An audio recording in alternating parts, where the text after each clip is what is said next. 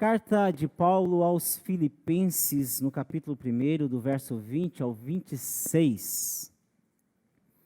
Filipenses 1, do 20 ao 26. O título que eu quero dar para a mensagem desta noite é Vivendo integralmente para Deus. Vivendo integralmente para Deus.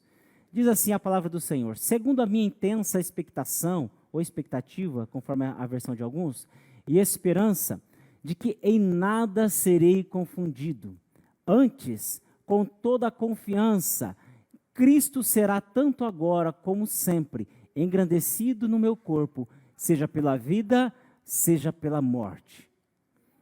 Porque para mim o viver é Cristo e o morrer é ganho. Mas se o viver na carne me der fruto da minha obra, não sei então o que devo escolher. Mas de ambos os lados estou em aperto, tendo desejo de partir e estando com Cristo, porque isto é ainda muito melhor. Mas julgo mais necessário, por amor de vós, ficar na carne.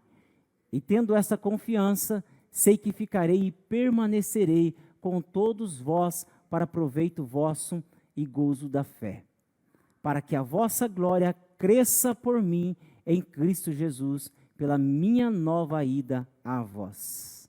Amém? A palavra do Senhor, ela contempla verdades absolutas que não podem ser mudadas. Não existem meias verdades ou verdades subjetivas, mas são verdades absolutas contempladas na palavra do Senhor. E algumas dessas verdades é que Jesus é real. Jesus realmente existe. Ele pisou nessa terra, ele morreu, ele foi crucificado, mas ressurgiu ao terceiro dia e subiu para o céu. Mas também que ele está conosco todos os dias. Outra verdade é que existe céu e nós cremos no céu, por isso estamos aqui. E existe inferno também e por isso também estamos aqui. Senão não faria sentido estar aqui se não acreditamos numa vida sobrenatural, que é céu, inferno, é o Senhor Jesus, são anjos, demônios. Nós acreditamos que existe um mundo sobrenatural. E esta é uma verdade também absoluta das Escrituras. Outra verdade também que contempla na Bíblia é que existe morte. Existe morte. E essa é uma verdade que desde que o pecado entrou na humanidade, a morte está presente no meio dos seres humanos. Ou seja, sinto muito em dizer que você vai morrer. E diga assim, você também. Nós não fomos criados para viver aqui eternamente, por mais beleza que nós temos. A nossa beleza não vai garantir que nós vamos ficar aqui nessa terra eternamente, durar assim 300, 500 anos, ou como Matusalém, 969 anos. Não vamos chegar a quase 1 milênio de idade. Porque Deus, quando Ele nos gerou como seres limitados. Por isso que sentimos dores, para Deus lembrar que nós somos limitados. Por isso que sentimos cansaço, para lembrar que nós precisamos dormir. Por isso que existem algumas coisas que nós não conseguimos fazer na vida. Nós, por exemplo, não conseguimos ter conhecimento de tudo que existe no mundo. Por mais que queiramos. E por mais que alguns dizem que conhecem sobre mecânica de avião, sobre plantio de batatas, sobre criação de filhos, é impossível conhecer todas as coisas que existem no mundo. Isso quer dizer que nós somos criados seres com limitações, tanto no intelecto, quanto no emocional, tanto no físico. Nós não conseguimos fazer tudo o que gostaríamos de fazer. E esse limite quem colocou em nós foi o próprio Deus. Deus nos colocou, nos criou como seres limitados. E este é o curso natural da vida. Crescemos, adoecemos e partimos. Mas, para falar bem a verdade, nem todas as pessoas vivem como se não houvesse limites. De vez em quando a gente se depara com pessoas que não respeitam os próprios limites que foram colocados na sua vida por Deus. Muitas vezes nós percebemos que existem pessoas que não respeitam, mas negligenciam este limite colocado por Deus.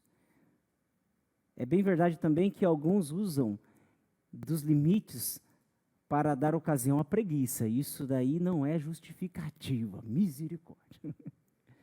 Mas a verdade é que muitos de nós, muitas vezes estamos morrendo para as coisas erradas.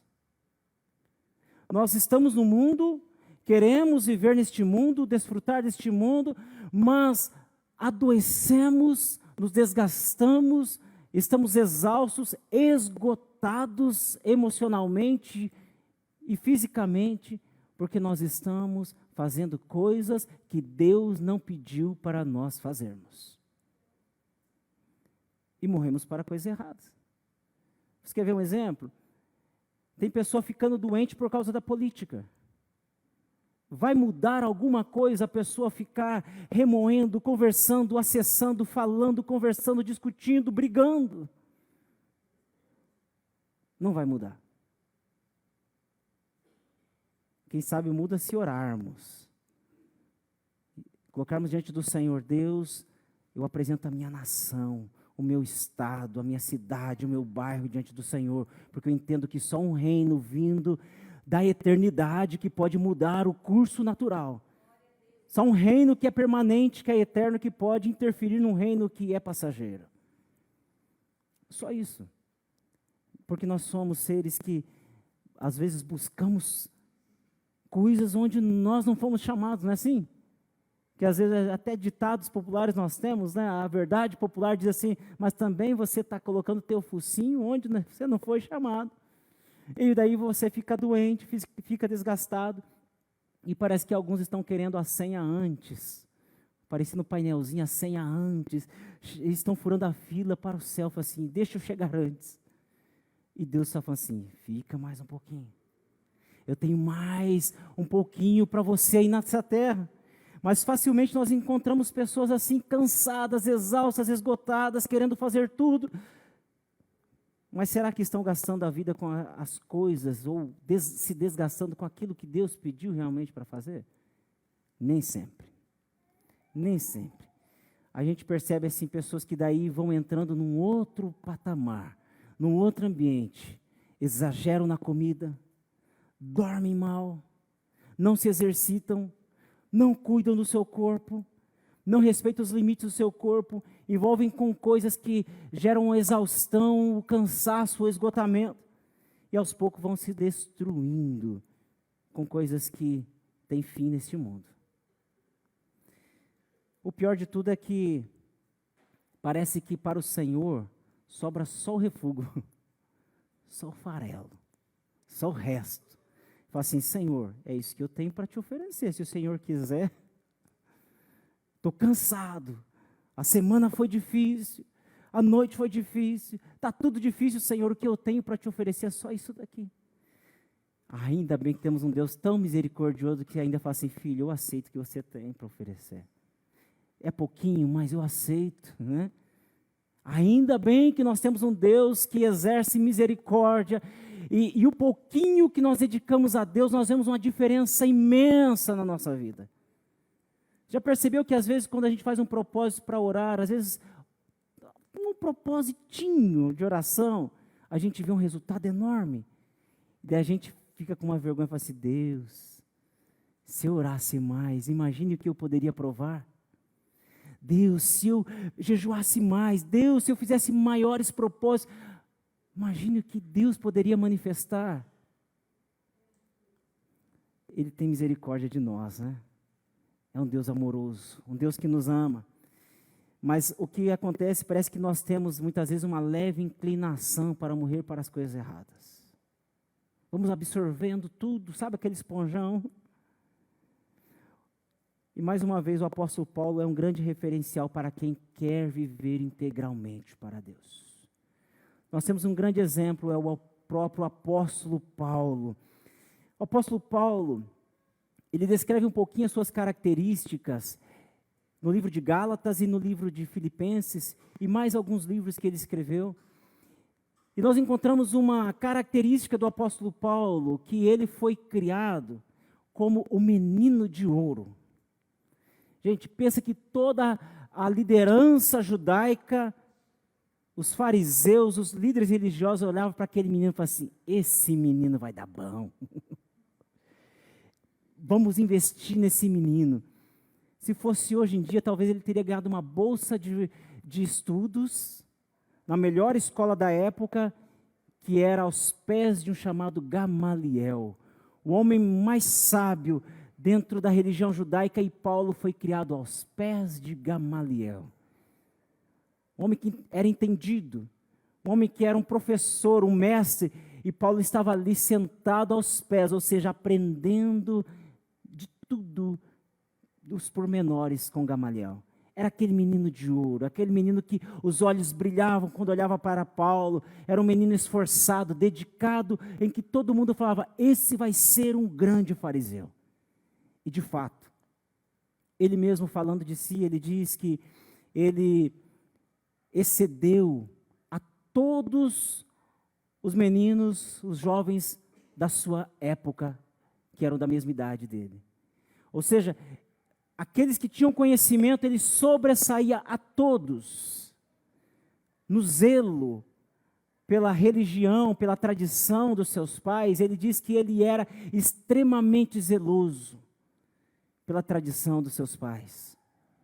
Ou seja, talvez existia até aquela pressão que muitos de nós ouvimos, assim: olha, filho, você não vai negar a religião dos seus pais, hein? Olha, filho, você vai continuar na tradição dos seus pais.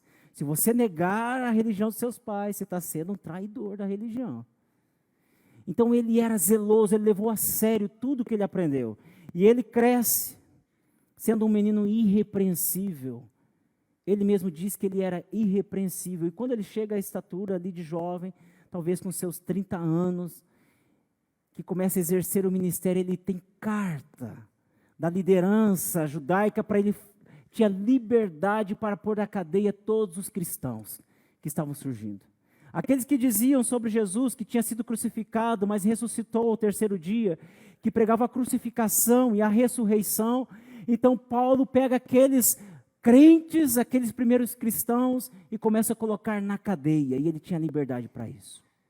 Em Atos dos Apóstolos nós encontramos a história de um dos diáconos da igreja chamado Estevão, que foi morto apedrejado, e a história diz que Paulo estava ali ainda chamado Saulo, e as vestes de Estevão foram lançadas aos pés deste jovem chamado Saulo, que foi conivente com a morte de Estevão. Pensa que, para a religião, ele achava que estava tudo bem, ele estava vivendo de uma maneira zelosa, estava zelando pelos princípios que ele havia aprendido dentro da sua religião.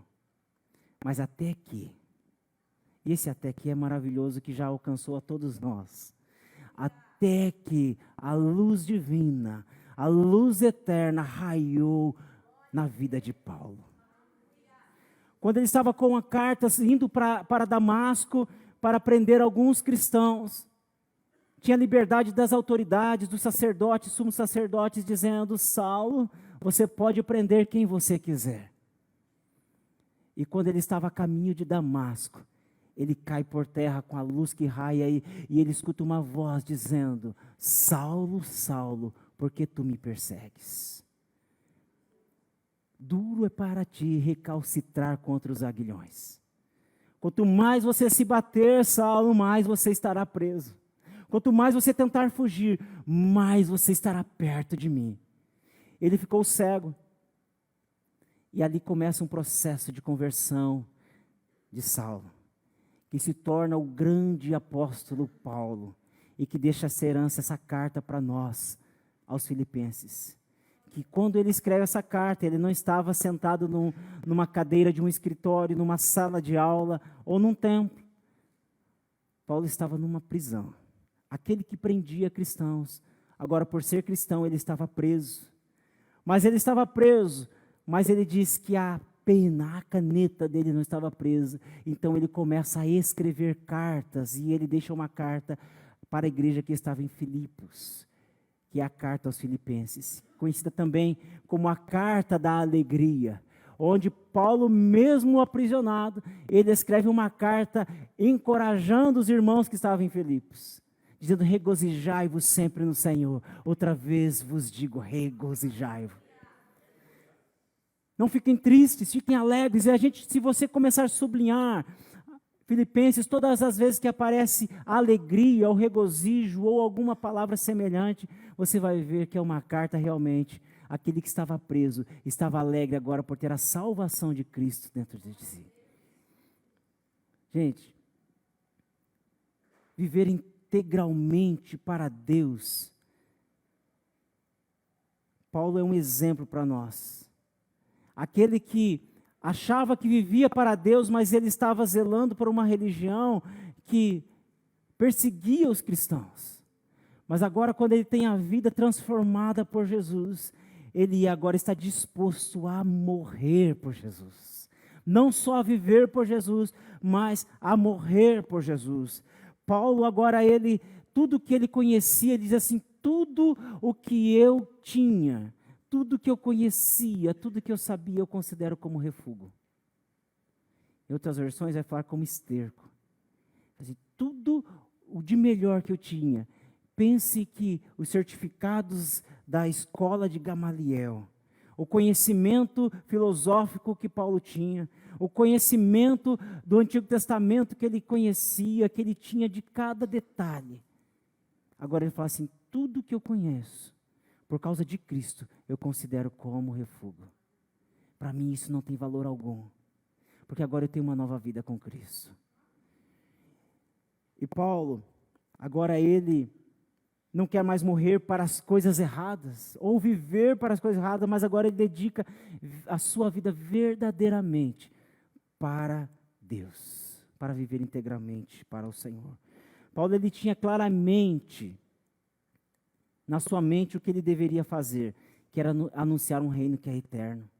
E se você ver toda a pregação de Paulo, ele fala sobre crucificação, ele fala sobre ressurreição, ele fala sobre a cruz, ele fala sobre os céus. Paulo está falando de uma vida que nós vivemos aqui neste mundo, mas olhando para a eternidade. Não uma vida que tem fim em si mesma.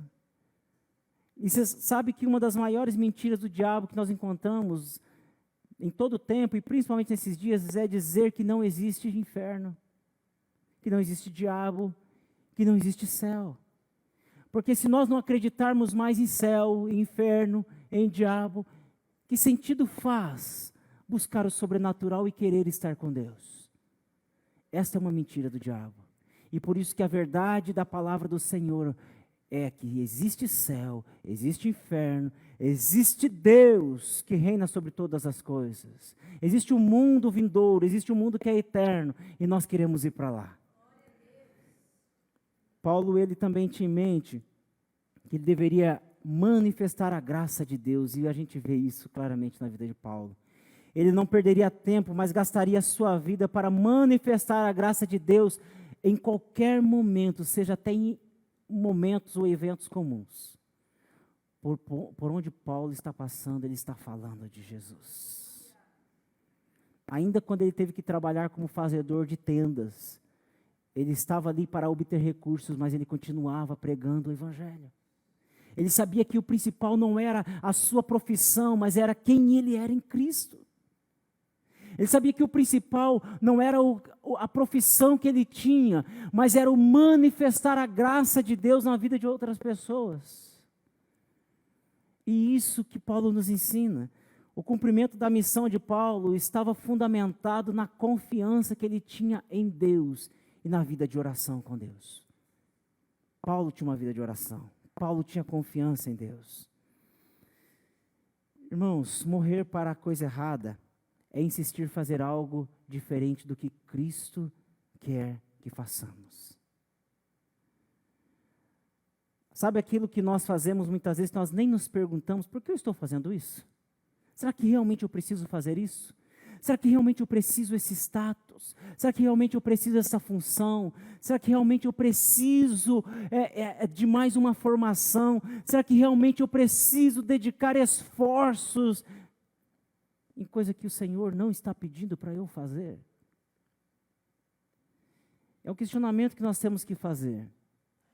Que nem sempre Deus está pedindo que façamos aquilo que nós estamos, talvez, gastando do nosso sono, da nossa saúde, nossos recursos e até mesmo dos nossos relacionamentos. Da mesma forma que Jesus chamou Paulo, Ele nos chama para uma missão, que é viver integralmente para Ele, manifestando a sua graça enquanto vivermos. Essa vida aqui é limitada. O próprio Paulo fala em 2 Coríntios, capítulo 4, versos 16 a 18, dizendo que essas coisas que nós vivemos neste mundo são coisas corruptíveis, coisas que têm fim em si mesma, que vão acabar, são coisas passageiras, mas nós buscamos as coisas que são eternas. E por isso que ele diz, a nossa leve e momentânea tribulação produz para nós eterno peso de glória, acima de qualquer comparação. Ele está dizendo, aquilo que está preparado para nós na eternidade não tem nem como comparar com as coisas deste mundo, que são tão ínfimas, tão pequenas, tão insignificantes, se comparadas. Mas ele diz, nem é para comparar. Não tem nem como comparar. E diante desta palavra e desta vida de Paulo, eu queria trazer para nós, dentro deste tema, 3 verdades para vivermos integralmente para Deus. Lembre-se que quando eu estou falando para você, volta para mim também. E primeiro Deus tem que ministrar no meu coração, está ministrando no meu coração. A primeira verdade que eu quero trazer para vivermos integralmente para Deus é estar vivo. Estar vivo. Não tem como viver integralmente para Deus se nós não estivermos vivos, certo? Não é verdade? Tem como viver para Deus se nós estivermos mortos? Não tem como. Morto não serve a Deus. Morto não vive integralmente para Deus. Mas você percebe que parece que tem pessoas que muitas vezes estão vivendo sem vida? Será que tem? Parece que tem pessoas que parecem estar com aparência de vivo, mas está morto. Parece que realmente perdeu a vida abundante que só o Senhor pode dar. Já está tão se desgastado e talvez até já orou e falou assim, Deus, o Senhor podia antecipar a minha partida. Precisa estar vivo para viver integralmente para o Senhor. Esteja vivo pelo amor de Deus. Amém? Ou como diria a sabedoria da minha mãe, por amor de qualquer coisa. Esteja vivo e cuide do templo do Espírito Santo. Cuidar do templo do Espírito Santo, que é o nosso corpo, é uma disciplina espiritual. Nós precisamos estar vivos integralmente, corpo, alma, espírito. O que nós fazemos com o nosso corpo importa para Deus. Deus se importa o que nós fazemos com o nosso corpo. Deus se importa como nós tratamos o templo do Espírito Santo, que somos nós, que é o nosso corpo. Existiu uma fase da igreja em que se rejeitava o cuidado com o corpo e dizia assim, olha, não importa o corpo, você tem que, sua vida é só espiritual. Hoje nós olhamos assim, se nós não cuidarmos do nosso emocional também, nós vamos estar com aparência de vivo, mas está morto. Se nós não cuidarmos do nosso físico, é claro que precisa ter um equilíbrio, porque se for para um extremo, nós nos tornamos narcisistas, olhamos para o espelho e falamos assim, uau, como eu estou arrasando. Mas se nós formos para um outro extremo e não cuidarmos do nosso corpo, Deus olha para nós e fala assim, o que você está fazendo com o templo do Espírito Santo que eu te dei? Cuidar do corpo também é uma disciplina espiritual. O corpo foi dado por Deus somente para essa vida. Nós não podemos antecipar a nossa partida, pelo amor de Deus. Por isso que Paulo fala assim, olha, se eu partir, vai ser muito bom estar com Cristo, mas se Ele quiser que eu fique, eu vou ficar. Enquanto eu ficar aqui, eu vou estar trabalhando. Mas não adianta eu ficar aqui doente também. E falar assim, Deus, eu queria até fazer, mas o Senhor sabe, não está dando certo. na vida eterna nós teremos um corpo transformado. Amém? Eu sei que existem situações genéticas, existem situações que surgem assim, sem nós nos programarmos, mesmo nos cuidando. Mas nós podemos nos cuidar um pouquinho mais. É preciso cuidar de si para viver melhor para Deus, enquanto nós estamos aqui. Então, a primeira verdade, para vivermos uma vida integralmente para Deus, é ficar vivo, estar vivo. Segundo, depender de Deus. Ficar vivo, depender de Deus. Quando a gente fala de dependência de Deus, às vezes vem na nossa mente assim, eu não sou missionário.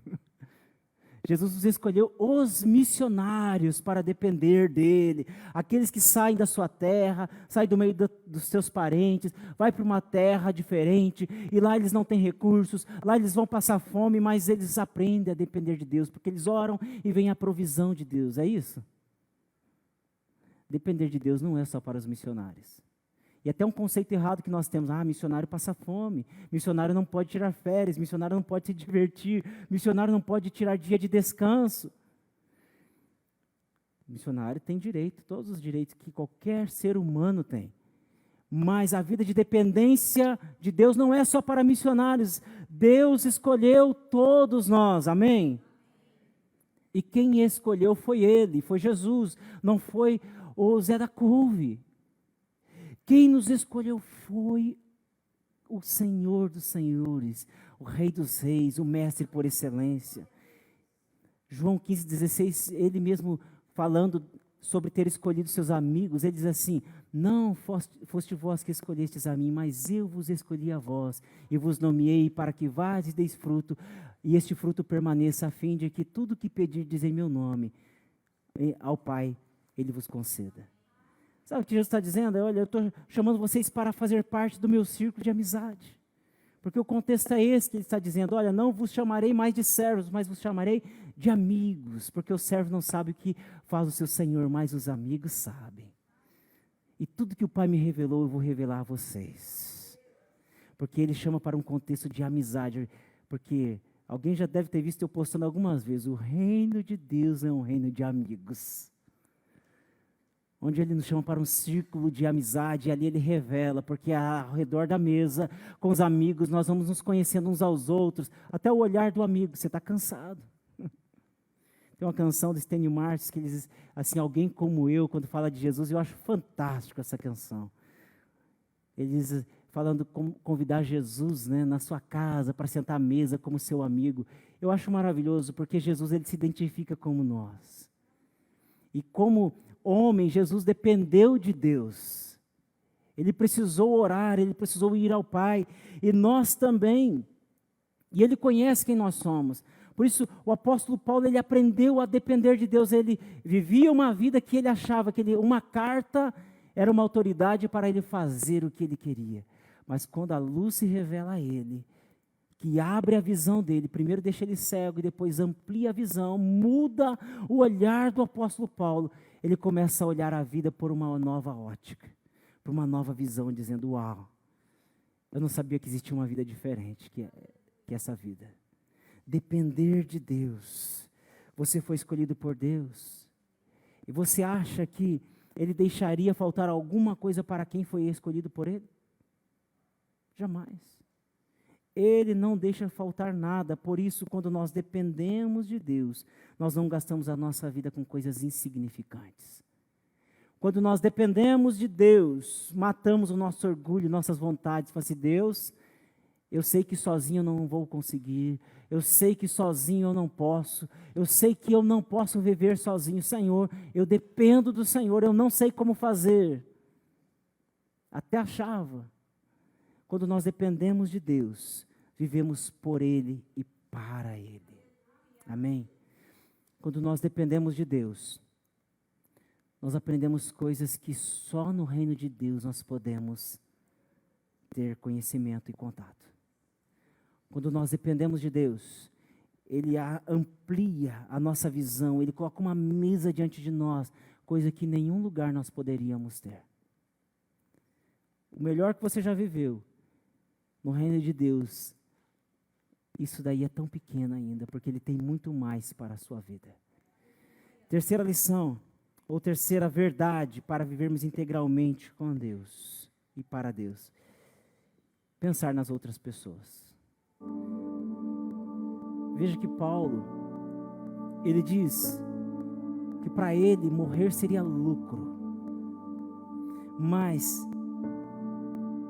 E ele estaria com Cristo. Mas todavia a vontade de Deus fosse para ele ficar vivo, ele trabalharia para o progresso espiritual dos filipenses. Ele diz, por amor a vós, porque esta é uma vida com Cristo, é viver para Cristo. Isso que dá sentido à nossa vida. Quando nós entramos num ambiente de trabalho e olhamos para as pessoas que estão ali. Eu trabalhei em lugar que tinha ilhas, aquelas ilhas com várias pessoas sentadas no mesmo lugar. Quando você olha para aquele teu colega de trabalho, você fala assim, Deus me colocou aqui para fazer a diferença neste lugar, para manifestar a graça dele neste lugar. Sabe, o apóstolo Paulo, ele ensina para nós de uma maneira tão maravilhosa, que ele está tão em paz consigo mesmo, dizendo, Deus, se eu morrer, vai ser excelente que eu vou estar com Cristo. Mas Senhor, se eu ficar nessa vida, eu quero ser útil na vida de alguém. Eu quero fazer a diferença na vida de alguém. Eu quero manifestar a graça na vida de alguém. Eu quero instruir alguém, ensinar alguém. Eu quero trabalhar para que outra pessoa também tenha um crescimento espiritual. Gente, isso não faz todo sentido? Vivemos em paz, ainda que não consigamos todo aquele tempo que nós gostaríamos de ter, mas nós vivemos em paz, dizendo, Deus, onde eu estou, no ônibus, no trabalho ou em casa, ou na igreja, eu quero estar vivendo para manifestar a graça de Deus. Ainda que eu esteja me desgastando, ainda que eu esteja me cansando, mas eu quero dedicar a minha vida, perder a minha vida, a minha saúde, tudo que eu quero ter, tudo que eu quero fazer é para a tua glória. É para chegar assim, fiquei sim doente, ou Senhor, gastei toda a minha vida, mas valeu a pena, porque agora sim, fez todo sentido, porque eu vivi para o Senhor. O pior é chegar no final e dizer assim, Senhor, não vivi direito, não aprendi a depender do Senhor, não fiz diferença na vida de ninguém, e ainda estou morrendo precocemente. Eu acredito que o apóstolo Paulo, quando ele escreve a Timóteo, dizendo assim, Timóteo, sabe de uma coisa, eu não me arrependo de ter entregado a minha vida integralmente ao Senhor, porque agora, Timóteo, eu completei a carreira e guardei a fé. Para mim só me resta a coroa que está preparada. Timóteo, eu dediquei a minha vida, eu estou sendo derramado como libação, ou seja, eu estou oferecendo o meu corpo como oferta a Deus, como sacrifício a Deus, porque eu estou morrendo. Mas eu estou com a carreira completa, eu não estou com a consciência pesada, dizendo, Senhor, eu podia viver mais um pouquinho, porque não consegui fazer o que o Senhor pediu para eu fazer. Não, Senhor, se o Senhor permitir que eu viva mais um pouquinho, eu vou continuar fazendo a diferença na vida de alguém.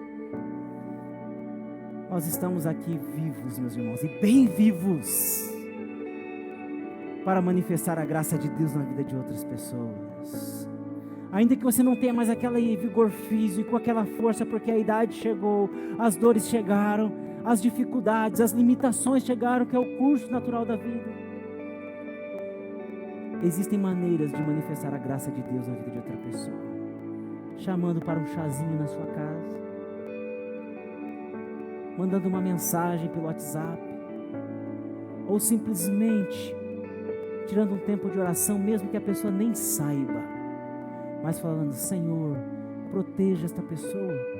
Senhor, eu sei que tal pessoa trabalha em um serviço perigoso, um serviço difícil, tem que subir em escadas. Senhor, proteja. Eu sei que tem pessoa que viaja, guarde. Você estará manifestando a graça de Deus na vida dessa pessoa. Eu sei que nem todos conseguem dedicar de segunda a sábado um tempo a Deus como gostaria. Não tem tempo sobrando, eu falo assim, mas eu não tenho tempo de sobra. Porém, Deus é tão maravilhoso. Deus é maravilhoso. E sabe que a graça de Deus, ela se manifesta em eventos comuns da vida. Jesus manifestou a graça de Deus no casamento, num velório, numa festa. Jesus manifestou a graça de Deus na beira de um lago. Jesus manifestou a graça de Deus caminhando. Jesus manifestou a graça de Deus enxergando alguém em cima de uma árvore. A graça de Deus se manifesta em eventos comuns da nossa vida. Imagine quando percebemos a presença de Deus, a graça de Deus numa festa de aniversário, no parque, numa conversa despretensiosa. Sabe aquela conversa que você começou, você nem sabe porquê, e de repente quando você percebe, está falando de coisas de Deus. Sabe aquele encontro na rua, às vezes você encontrou alguém e de repente Deus vai te conduzindo para uma conversa onde vai exercer a cura na vida daquela pessoa. Uau! Imagine quando nós começarmos a viver e manifestar a graça de Deus em eventos comuns na nossa vida. No trabalho, tá aquele colega seu de trabalho e fala assim, meu Deus, eu não suporto essa pessoa. E de repente quando você percebe, você está lá na copa tomando um cafezinho com aquela pessoa que você não suporta, e Deus fala assim, preste atenção, é uma oportunidade de manifestar a minha graça aqui. Aquela pessoa que talvez te ofendeu, e você fala assim, mas eu não aguento essa pessoa, e de repente quando você se vê, você está orando, e Deus trazendo essa pessoa na sua mente, você fala assim, Deus, eu orando para essa pessoa. Imagine, quando nós cristãos entendermos que o nosso ambiente de trabalho não é um lugar de competição, não é um lugar que você tem que ficar se segurando o tapete, ou achando a ponta do tapete do outro. Imagine quando você olhar para o teu ambiente de trabalho e perceber que as pessoas que estão ali, ainda que eles queiram competir, mas você não está com espírito competidor, mas você está ali para manifestar a graça de Deus. Isso se estende à nossa casa, aos nossos ministérios. Lá em casa de vez em quando a gente conversa dizendo assim, marido e mulher não são inimigos e nem competem entre si, não são adversários, mas estão caminhando para o mesmo propósito. É dentro da casa, é nos nossos relacionamentos, é dentro da igreja, nas equipes, nos times, nos ministérios. Nós não estamos competindo, mas nós estamos ali, porque Deus nos colocou para que a graça dele seja manifestada. Nós estamos gastando a nossa vida para a glória de Deus. Eu espero que possamos morrer para a coisa certa e não para a coisa errada. Que nós chegamos lá no final, recebamos a coroa dizendo, vinde a mim bendito de meu Pai. Aí Jesus fala assim, olha, você é um bem-aventurado, porque quando eu tive fome, você me deu de comer, tive sede, você me deu de beber. E a gente pensa, Senhor, mas quando nós te servimos? Nos eventos mais comuns da vida, quando nós manifestamos a graça de Deus, nós estamos servindo ao Senhor. E Deus está falando assim, é isso aí, filho, é isso aí, eu te coloquei nessa terra, eu te dei uma vida, te dei um corpo, te dei uma alma, te dei sentimentos, te dei visão, para que você possa manifestar a minha graça. E é maravilhoso. Imagine quando todos nós, como cristãos, estivermos manifestando a graça de Deus em cada momento, em cada oportunidade. Certamente o nome do Senhor será cada vez mais glorificado. Amém. Gostaria de convidar você a colocar-se em pé.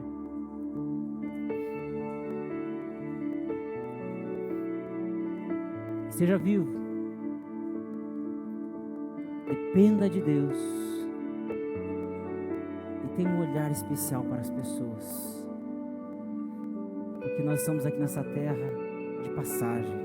Existe um reino que nos aguarda, mas enquanto nós estamos aqui, Deus tem sido muito bom conosco.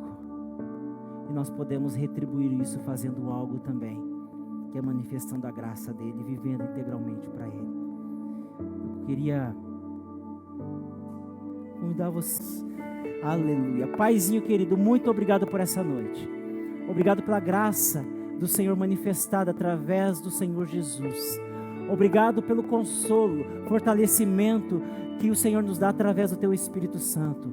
Obrigado, Senhor, porque o Senhor não nos deixa só.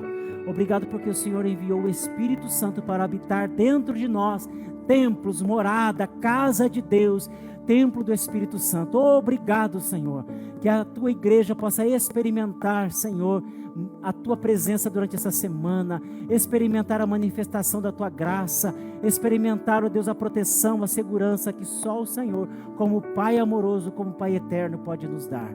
Em nome do Senhor Jesus, ó Pai, te agradeço, que seja uma semana abençoada, de paz, de alegria, de proteção, de livramento, de realizações, em nome do Senhor Jesus. Amém.